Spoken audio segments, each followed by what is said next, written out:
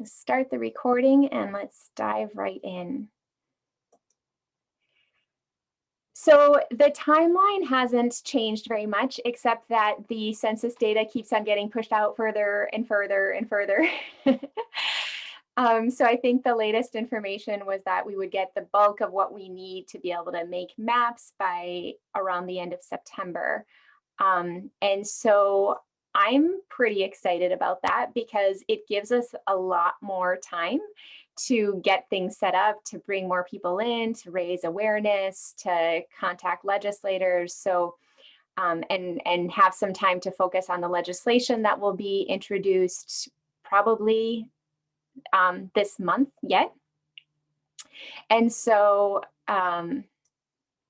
so anyway, the census data will put a crunch on making the maps, and I'm sure Anne Marie could tell us a little bit about that from the People's Map Commission perspective.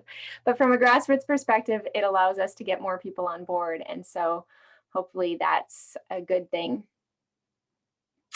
And now we'll dive right into getting updates from the teams. And first up is Anne Marie.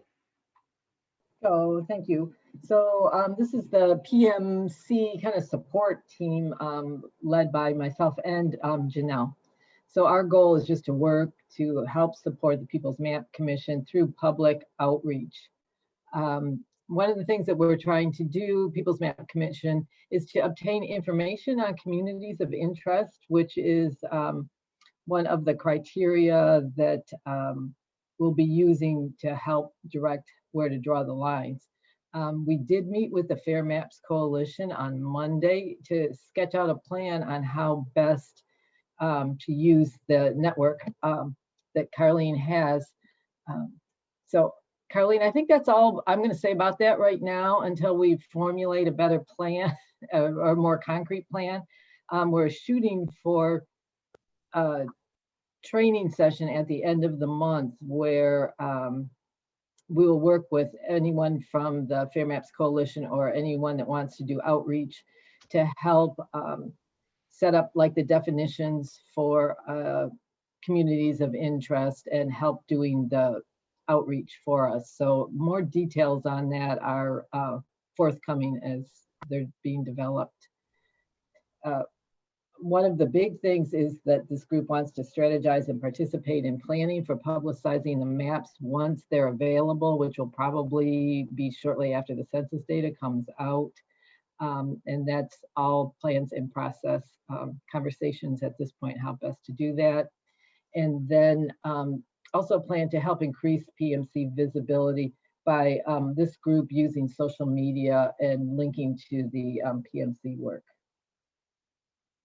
So we've got a lot planning at this point.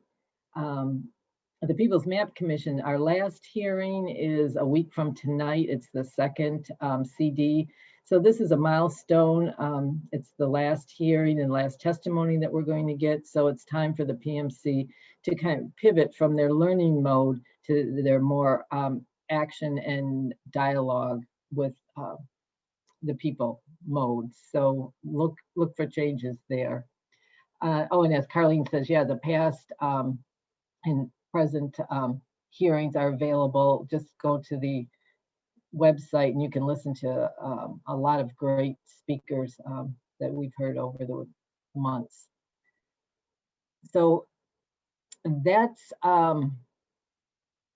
Carlene, probably you have your setup for the second congressional district testimony training, and she'll probably tell us a little bit about that. And thank you for all that work.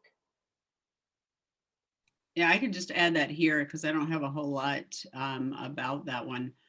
We had a panel discussion of folks from the second CD, much like we did for the 3rd and the 7th, which you all cover on Monday, and on Sunday at 2 is another testimony training for folks who want to testify at this last hearing, and that is on our Facebook page. Awesome, thank you. And now we'll pass it to Anne and Douglas. Anne, you're on mute.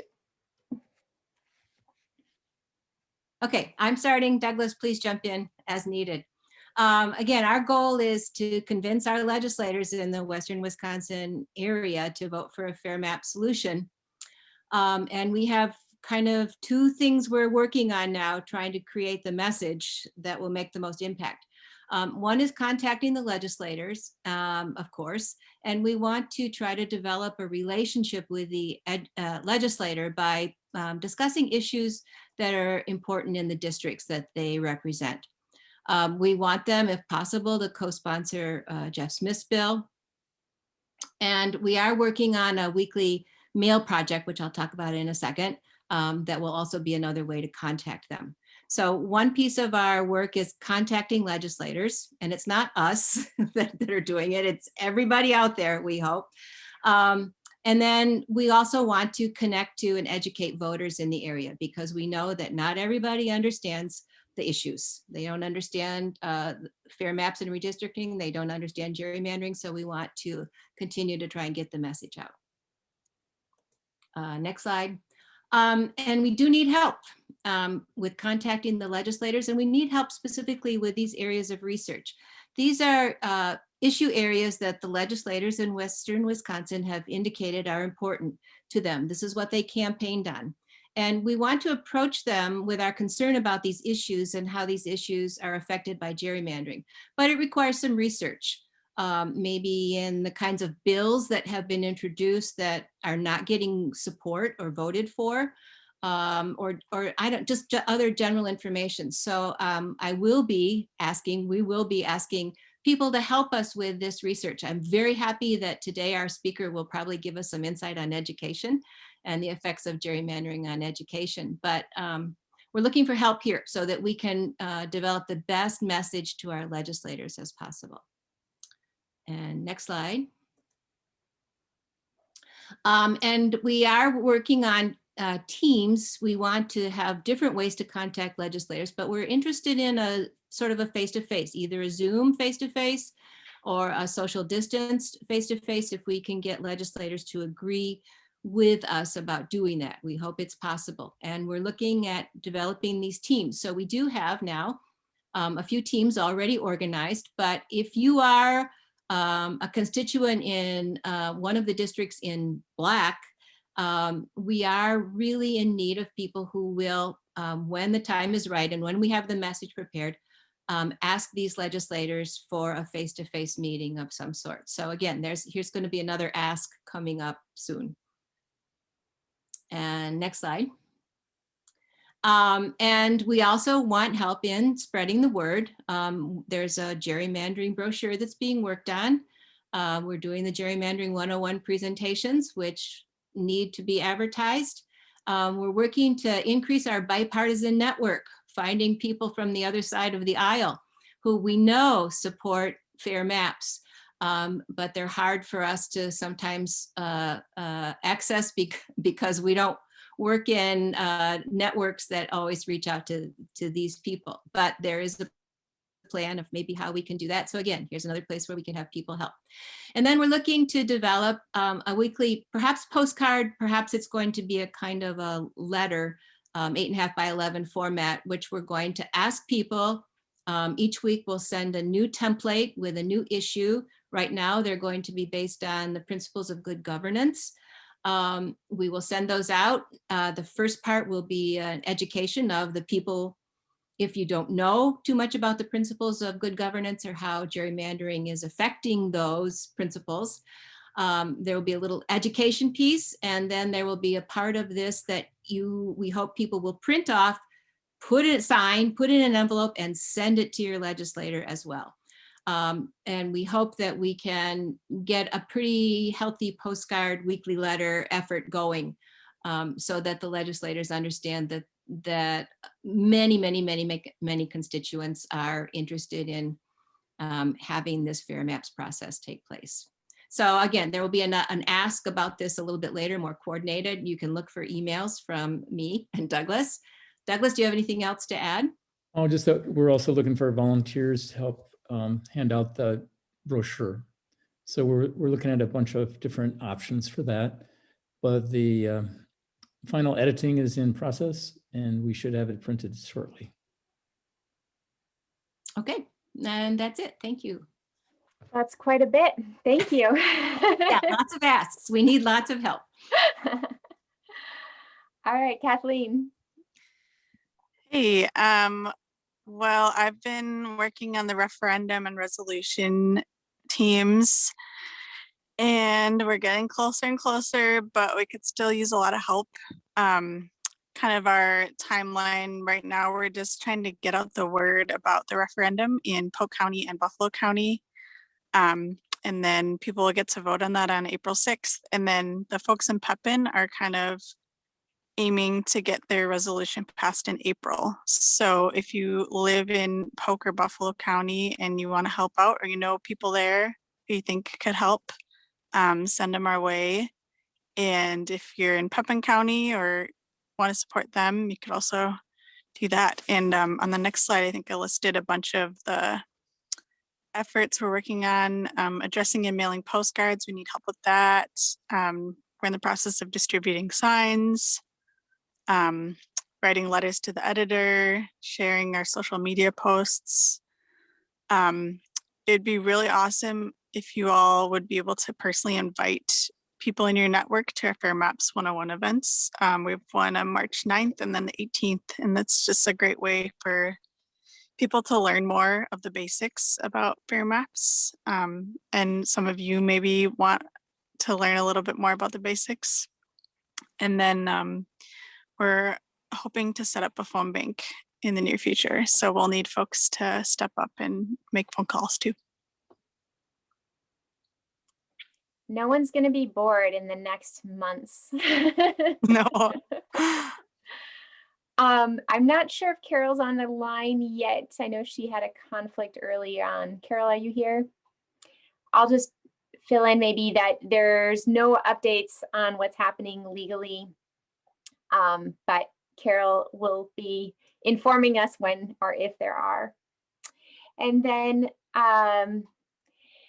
the social media video team, we encourage you to follow us. So everything that Kathleen said about sharing posts and stuff like that, both for the Fair Maps Coalition and for Western Wisconsin for Nonpartisan Voting Districts. So if you're on any of these social media, please follow us and share and comment and do everything except like. Like is not good enough. You got to do more.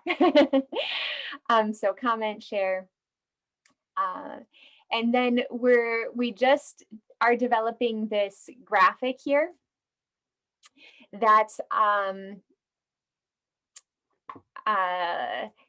this is the district that I live in, Assembly District 29. And so this uncomfortable district is saying, hi, I'm Assembly District 29 and I've been contorted since the 2011 gerrymander. Contact Representative Moses and tell him to give me liberty by voting for nonpartisan redistricting.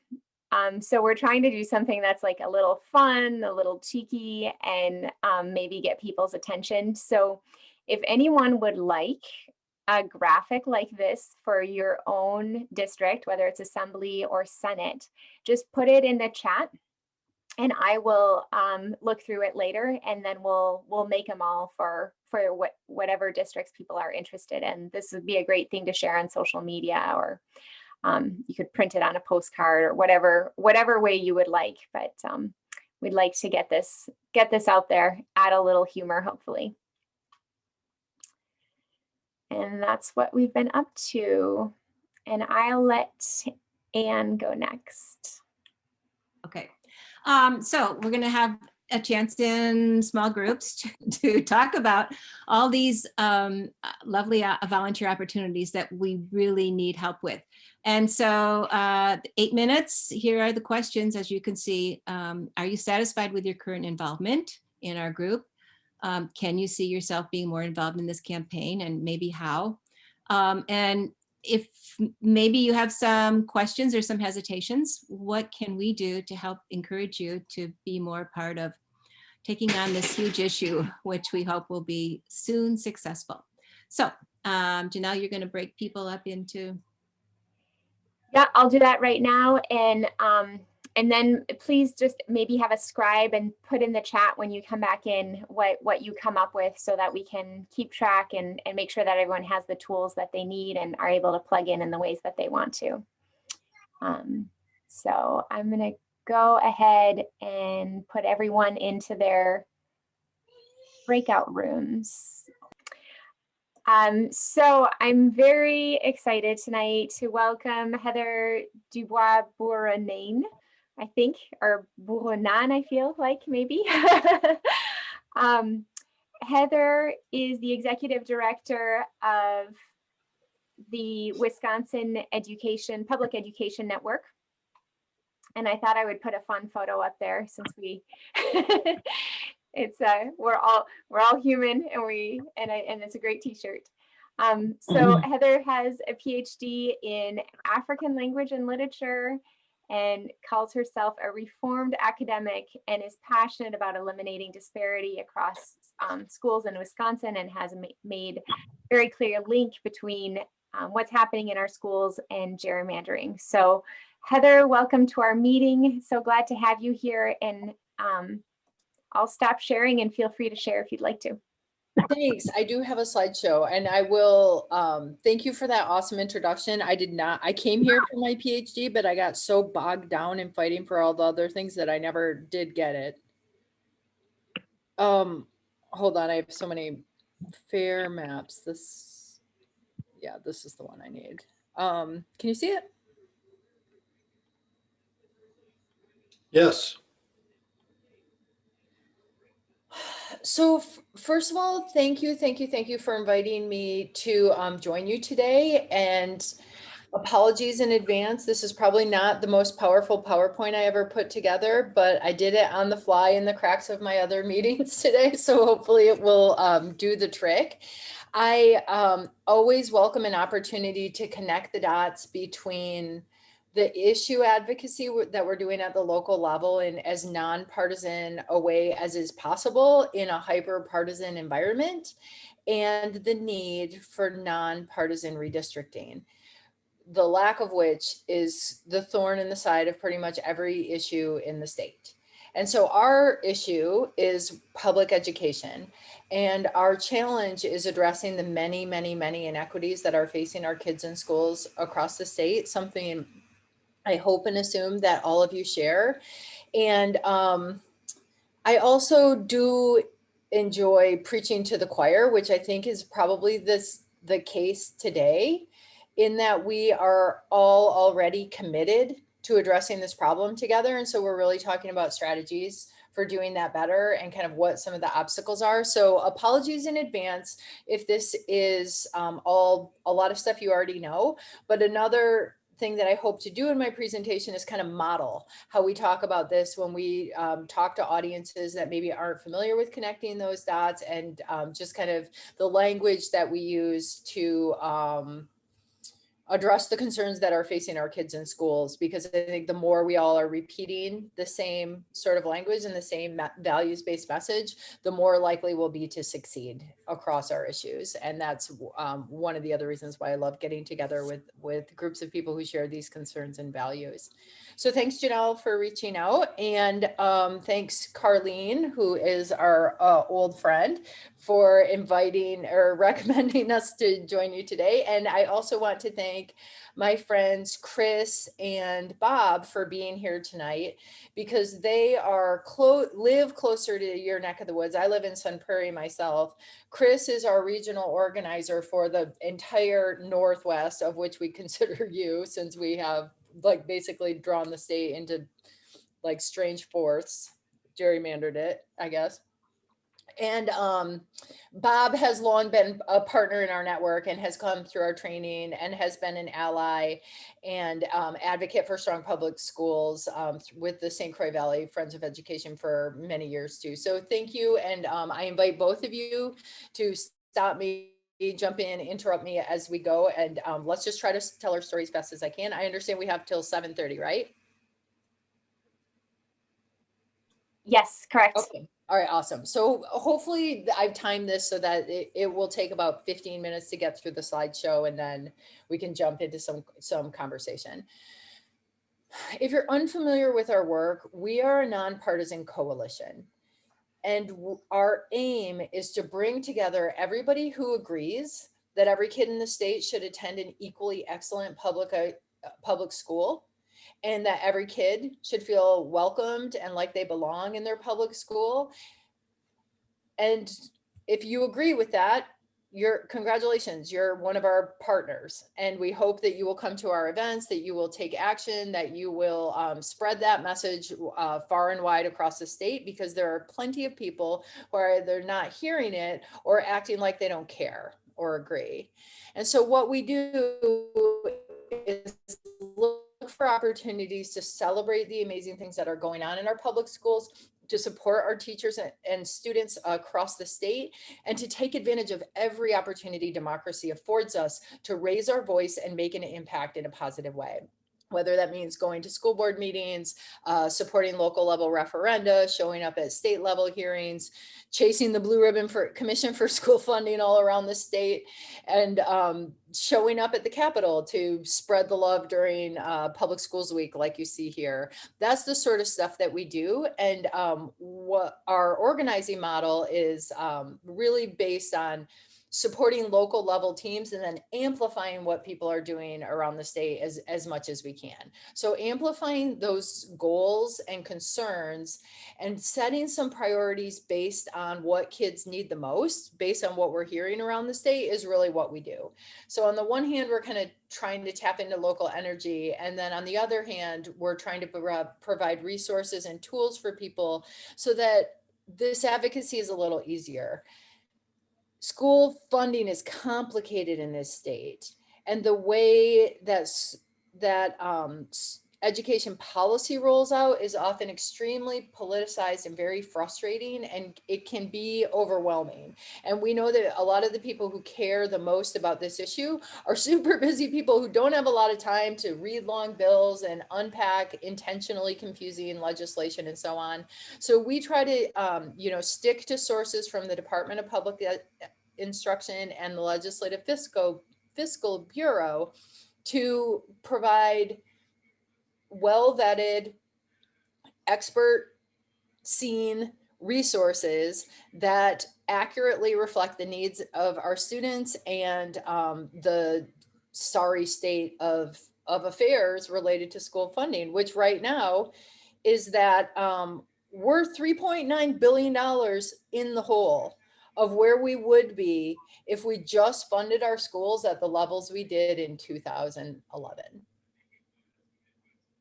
The high watermark for us is 2003.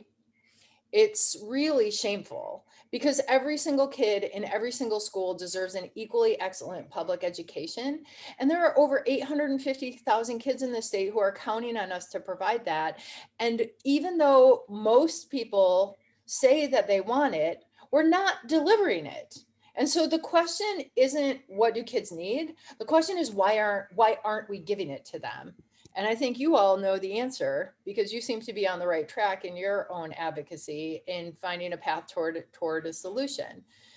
But the problem is this isn't just our personal opinion, right? This is also our constitutional mandate. We're supposed to be providing a uniform level of instruction to all kids that is free of charge and without sectarian instruction. And instead, we just continue to widen gaps by disinvesting in public schools, overinvesting in privately funded and privately operated, but publicly funded programs, and just letting all of the crisis points kind of build up so that the problem seems too big to fix.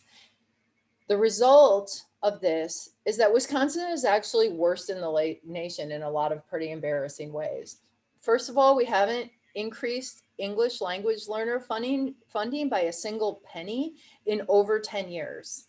A national expert called this pitiful at a public hearing. We are literally worst in the nation in how we fund special education. We reimburse public schools 26 cents on the dollar, while we have in state statute a 90 cents on the dollar reimbursement for children who attend a private school on a private school voucher who have special needs. It's absolutely shameful. The districts around the state make up for that gap by paying over $1 billion a year out of their general funds just to cover the unreimbursed costs, actual costs of special education. That's $1 billion a year that should be in general funds going to programs and services, but is instead just being used to cover basic mandated special ed costs, which we are thrilled and happy to provide, but which are very expensive. We barely have mental health funding at all, and we have the widest racial disparities of any state in the nation when it comes to the gap between white students and Black students when it comes to standardized testing. Those problems are complex, but the solution to them is actually pretty simple. If we put our funding priorities where our priority needs were, we could close a lot of these gaps a lot faster than most people think, and it really wouldn't take that much time. And more importantly, we can afford it. We can't afford it. That chart that I showed you shows the distance between how much we're spending and how much taxes that we have cut, and how we are just willfully disinvesting in our public schools. So why is it so bad? How did it get this way? I mean, the first reason we have to fight so hard for public schools is because we want to close these gaps. And the second reason is because of these maps.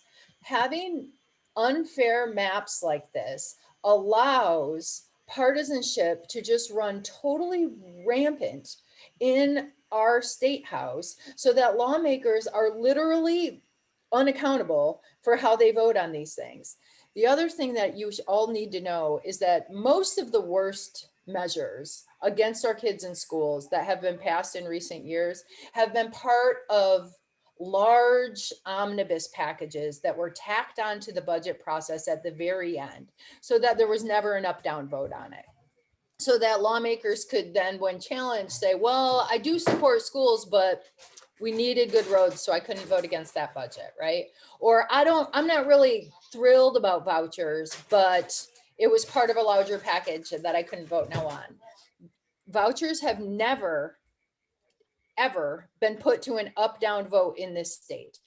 Every single bit of voucher legislation that we have that puts public money into private, mainly religious schools, something that is widely opposed in public polling across the state, all of those maneuvers have been done in the dark of night in unvetted legislation that has been part of an omnibus package tacked on to a budget bill after the public had already, come out to testify against it, or, for or against whatever they were advocating for, without their knowledge or consent. That is an absolutely shameful way to do democracy. And all of that could be fixed if we had a more accurate representation through fair maps. And so our issues are very much aligned. But another problem that we all face is that while everybody does want thriving schools for the most part, right? Our communities depend on them. They're the heart of democracies. Everybody really knows this. And polling tells us that almost everybody wants fair maps. Neither of these things are most people's top issue. And so people are often willing to sacrifice these things for whatever their top issue is. And even among those people where one of these things is their top issue, or one of their top issues, people are just busy and they're politically frustrated, and they've kind of ready to say enough is enough. And that's a real organizing challenge. One of the things that I hear a lot is, thank you so much for, explaining how all of this works. And, my eyes were really opened. But the problem is we don't have fair maps, and my lawmaker doesn't listen to me.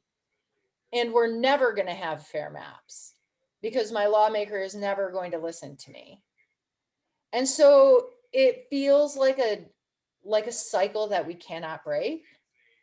But those of us who believe in democracy know that cycles that feel like they can't be broken are worth fighting against until we can ensure that we can restore democracy. So how do we do that? Good old-fashioned organizing. It's truly all about relationships. It's about connecting with the people where you live, finding out who does have the ears of people who have decision-making power, building relationships with those people, and making sure that they understand what the impacts of their votes are on local kids, local communities, local schools, local everything. Lawmakers are people too. They don't want to do bad things for the people they serve, but they are bound by a system that is exploiting all of us, including themselves. And so the sort of stranglehold that partisanship has on our political process makes it difficult for lawmakers who want to vote against X or Y to even do so, because they'll get primaried and they'll get voted out of office, and we've seen that happen many times too. And so there's a real challenge there, but we believe that it can be overcome by building relationships. And this is how we've approached that. We have tried to tap into the love for public schools wherever we see it around the state, grow up local level teams by supporting them however we can, and just by staying connected as a statewide network. Somebody in my small group talked about having goals and a timeline. You can see in the bottom left there, every year we have a strategic planning session and we set some goals and a timeline for taking statewide action in a way that allows local groups and teams to tap in as their capacity allows, so that we're speaking in one voice, working collaboratively, and really doing whatever we can to make a difference together. And that's the theory of change, that if we come together and if we speak in one voice, it will be harder and harder to ignore us. That local level action, amplified around the state by a statewide network of people who share our concerns and values, will have statewide impact. And the more we speak as one, the harder it will be to ignore us. If we can fix the maps, then we can close the gaps. These two issues are so closely related, and I think everybody knows this. So yay to working together. I hope that we can find ways that we can connect these dots, not just when we're talking in groups like this, but when we're forward facing, when we're talking about the state superintendent race, when we're talking about what's going on with the state budget, when we're testifying or writing letters to the editor that share our concerns, there are ways that we can include, even if it's just one sentence about, what the impacts of gerrymandering are, or what fair maps would mean to our districts if we felt we were being heard, and so on, in communities where we aren't.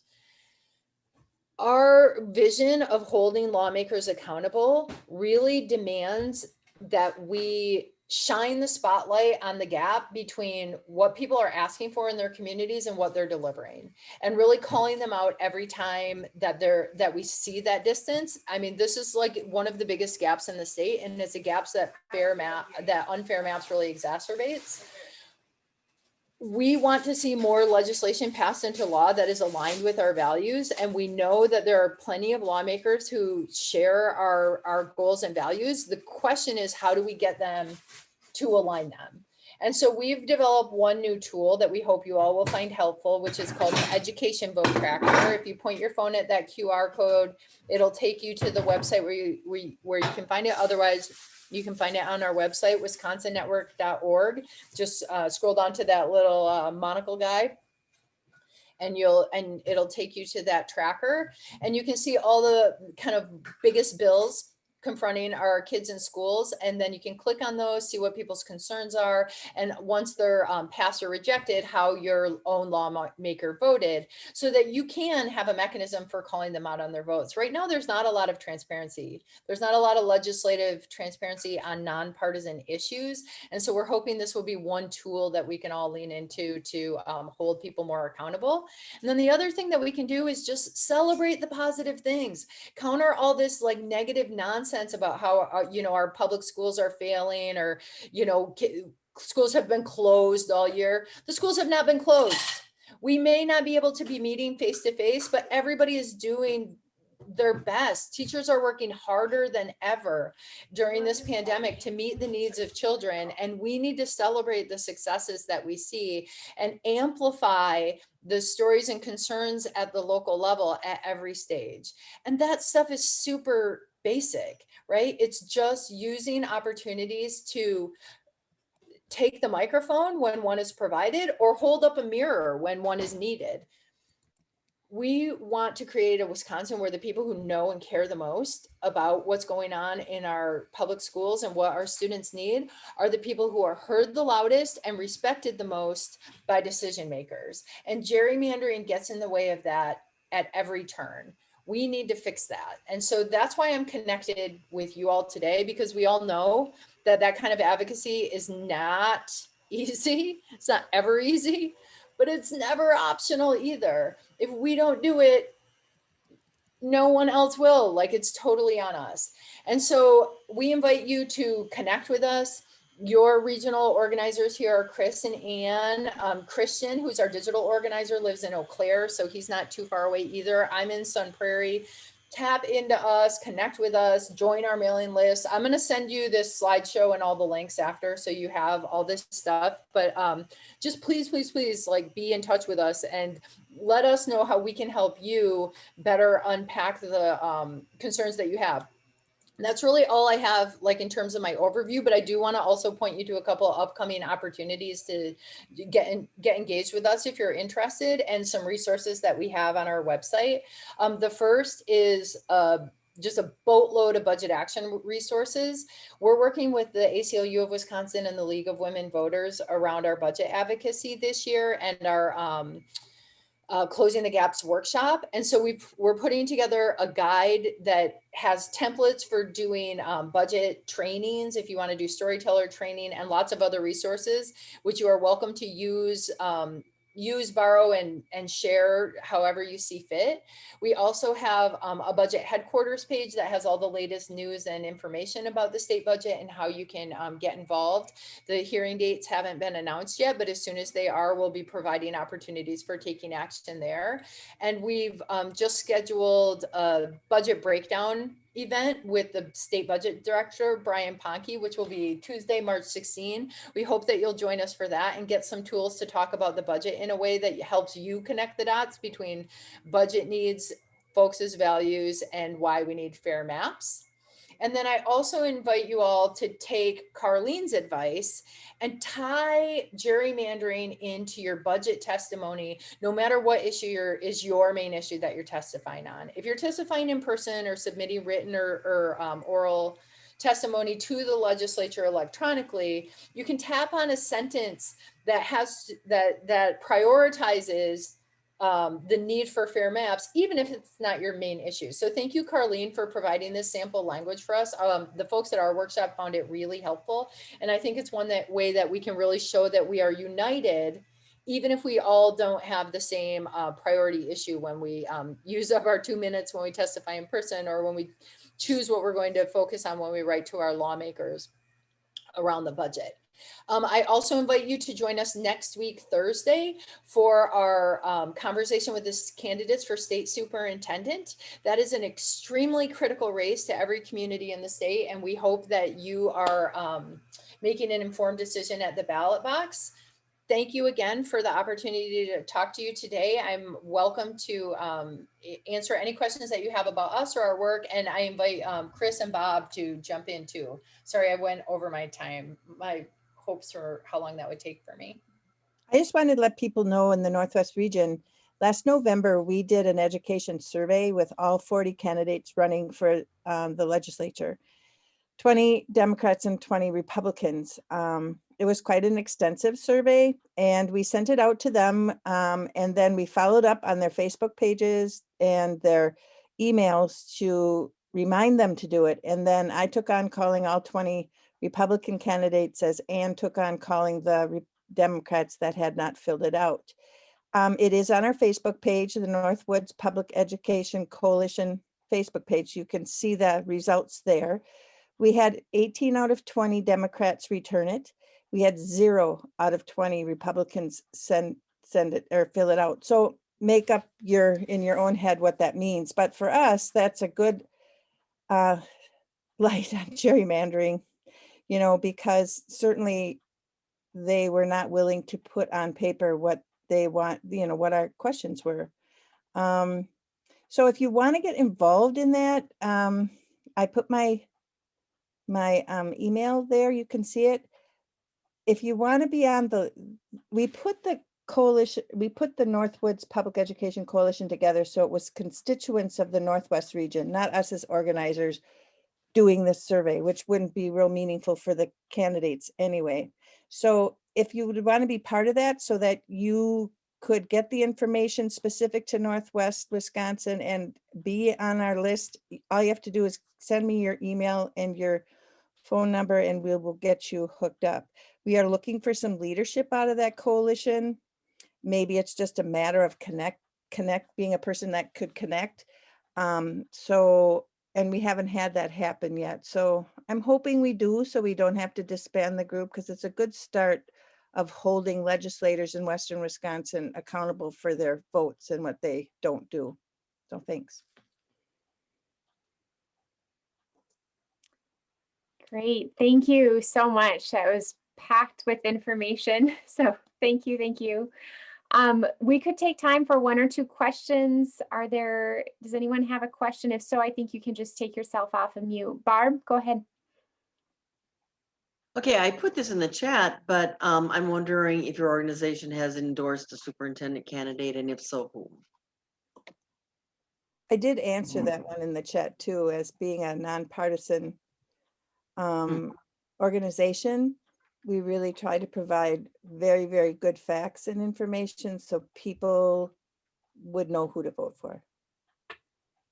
Our board of directors did endorse in the last race, since it's not a partisan race and there's no legal prohibition for doing that. Right. Both of the candidates took our pledge to vote public. But since taking that pledge, one of the candidates has aligned herself with a privatization agenda that's a little bit out of alignment with some of those values. And so we hope to get some clarifications on that. But both of the candidates are from districts that are partner districts in our network. And so we don't normally endorse, and we just want to make sure that people know where the candidates stand on the issue. I highly encourage you to go to our candidate headquarters page. We've kind of compiled all the different forums they've been to and all the different surveys they've taken there. And so you can see for yourself where they stand and hopefully get a better sense. And you know, I don't expect our board of directors to make an endorsement after next week's forum, but you never know. So Heather, are you okay with me as a retired educator and an MTI retired member with stating who MTI endorses?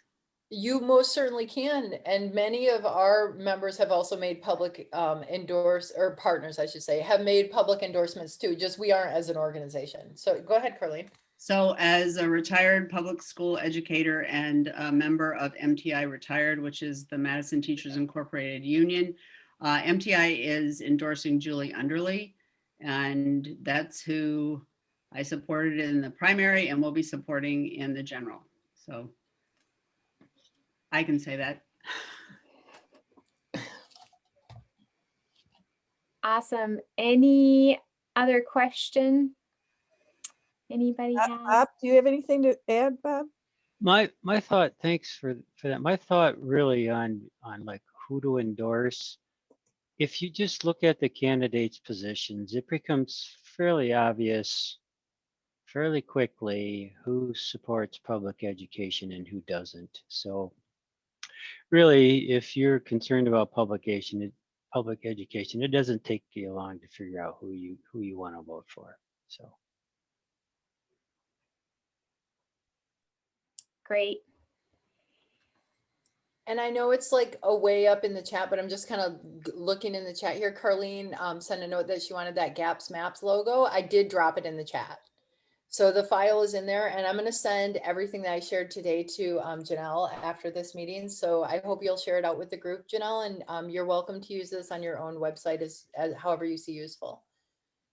Awesome. Thank you. Well, lots of resources, and I'll definitely put them in our follow-up email so we can all use them and see how we can start incorporating this stuff in our conversations with other people in Wisconsin and with our legislators. So thank you very much for coming to our meeting.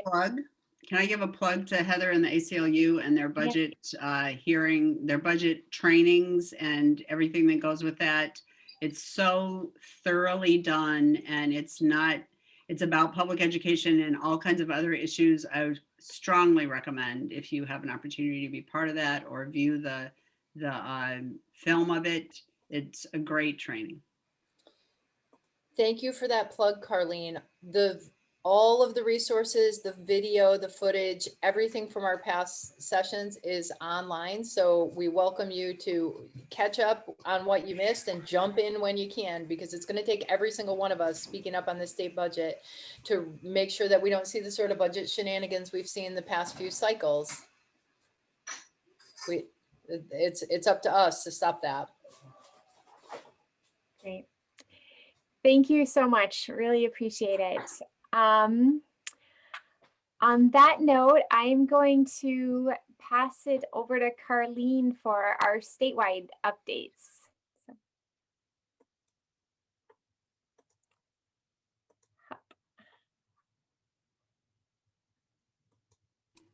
I only have a couple of updates. The first one is what it was mentioned already, and that the census will not be back until probably the end of September. I attended a Joyce Foundation Brennan Center update on how that is likely to affect states in the Midwest. And you'll see on this map over here on the left, this is on the page that Janelle will put in the chat. But it says that Wisconsin's status is improved, and that improvement is because we do have split government. And so split government means that what we know is that the governor is likely to you want to go back one? Yeah, sorry. To veto any maps. We still don't have any sort of decision on the Wisconsin Institute for Law and Liberty Jensen case about whether that goes to the state Supreme Court or not. And that is still a big factor. What they did say from the Brennan Center is that the delay shouldn't affect the November 2022 elections because the filing date for candidates is so late compared to lots of other states. And what it does do is give more time to prepare for litigation. So that's good. And it also, as Janelle said much earlier in the presentation, it also gives us a lot more time to keep this in the public's view and to shine bright lights on the state legislature. The next one, though, about local redistricting is a little more confusing. And the reason it's confusing is that one deadline has already been missed because census data is not back. So there's like a June or July deadline for some of the early municipal and county maps. Clearly, they didn't meet that because there's no census data back. And the next deadline is at the end of September. So the counties association's lawyers, Von Briesen and Roper, have given the advice to use the same maps that they have now for April 2022 elections. So the ones we have coming up now in 2022 to use the current maps. There's some discussion back and forth about that because the annual community survey does have very up-to-date maps or census data. And because cities and counties really kind of know where people live, where they've moved from, where communities are growing. And so there's some debate back and forth about whether there should be a push to have counties do that. It's really up in the air. I wish I could answer that question about whether that's going to happen or not, but I can't. So those things are still in flux. We are continuing the last People's Maps Commission, as Anne Marie said, is coming up on March 11th. So that's a week from tonight. It's focused on the 2nd Congressional District. I hope you're going to testify, Heather. I'm planning to. And the next step, as I understand it from the conversations with commission members, is to have as many people as possible around the state trained in how to use the Districtor software and to be able to facilitate conversations to discuss communities of interest. And I want to be really clear that communities of interest does not just mean communities of color. And a lot of times those two are conflated and they are not, it is not one or the other. Communities of color, BIPOC communities are definitely communities of interest, but there are also school districts that are communities of interest, counties that are communities of interest, environmentally sensitive areas that are communities of interest, rural areas that have a lot of family farms, so there are lots of ways to define communities of interest that are cultural, economic, racial, the list is long. And so we want to make sure that we are educating around that term and how we draw maps based on communities of interest. Do I have anything else? Is that it? Oh, and so this is the link for the districtor training, software training. We are working on getting a Wisconsin specific training so that people will be able to answer, get their questions answered about Wisconsin in particular. But as much as possible, if you have an opportunity on any Monday or Wednesday evening in March, they are doing those districtor trainings every Monday and Wednesday evening, and then you'll be more prepared for the Wisconsin specific training. And I think that's all I have.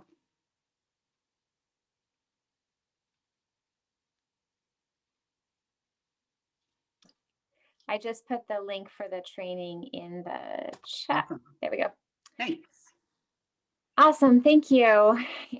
Carleen, it's always good to know what's happening at the statewide level. So as you've heard from many people tonight, one of the things that is really important is to get more people on board. And Carleen, maybe you can put those few links that I had. But basically, there's a great book that's come out. And if you don't want to read the whole book, you can read an article or listen to a podcast about it.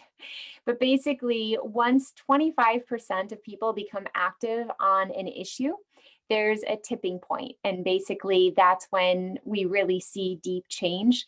And so that's why we're just continuing to ask people to bring more people in, because we're not at that 25% tipping point yet. And we have some months still to get there. But that's why all of us are asking for people to get more involved. So you heard at the beginning of the meeting, we're doing Fair Maps 101, what is gerrymandering trainings, and the links will be put in the chat there. And this is just 1 hour, 30 minutes presentation, a little bit of time to get to know the other people in the training, and then time for questions and answers. And we had the first one, Douglas and Kathleen presented it. It was really great. We had 30 some people attend. And about 8 were not even from Western Wisconsin. They were from across Wisconsin. And so we're going to continue doing this so that more and more people can become informed. It's not a simple issue. So if someone comes straight into our meeting, it could be confusing. There's a lot of terminology. And so we really like to encourage people, if they want to start participating, to come to this event so that they can wrap their mind around what's happening and feel empowered to know how to make change. The second way that you can invite people to join and learn more is we're hosting a free screening of Can You Hear Us Now? This is a nonpartisan film that shows what the impact of gerrymandering is in Wisconsin. And starting on Sunday, you'll be able to watch this for free. And so you'll go to the screening page, click this says RSVP. It says register if you haven't done it yet. So you'd see register, you click on that, and then you'll get a free link to watch the video. And you can do that from Sunday until Wednesday. And then Wednesday at 6 p.m., we're going to have a live Q&A and community conversation. Irene from our group will be on there. We have Tony Phillips from the People's Map Commission, Jeff Smith presenting the legislation, and the director, producer of the film will also be there. And I think Carleen put in the chat that that link to We the Irrelevant. That's fantastic data. Sheila Plotkin, who put that data together, is in the movie, and she'll also be part of the community conversation. So I really encourage you to put that on your calendar for next Wednesday, the 10th at 6 p.m. and you can register from the same page. Oops. And I wanted to bring this up as well. Some of you may remember from last fall, we have a WWNVD member dashboard, which is where we have information that maybe isn't available to the, not everyone who comes to our website can see it, but it's specific for our project. And so that has been cleaned up from all of the stuff we had on there last year and ready to go again. So if you go to our website, then just click on WWNVD member dashboard. The password is Fair Maps Now with caps on the first letter and an exclamation point and no spaces. And so feel free to go there. And if there's anything you have that you would like added there, just simply send me an email with the information and I'll be happy to put it up there for you. And lastly, before we check off, I just wanted to remind us to allow space for the possibility of surprise. So, a lot, I think Heather mentioned this too in her presentation, sometimes it feels like a really uphill battle and that we're not going to be able to achieve change. And I think in a lot of these conversations that we can have with fellow Wisconsinites and with our legislators, I encourage you to ask lots of questions, to be curious about why people feel the way they do. Maybe there's a story, something from their past that gives them a certain perspective in a situation. And I think if we're able to be curious and ask a lot of questions and be kind in those conversations, we're going to be in a much better situation to maybe be able to affect change. So things can change and we have to be ready for the possibility of a good surprise. Next meeting is Thursday, April 1st, April Fool's Day. And yeah, any quick questions, thoughts, comments before we go?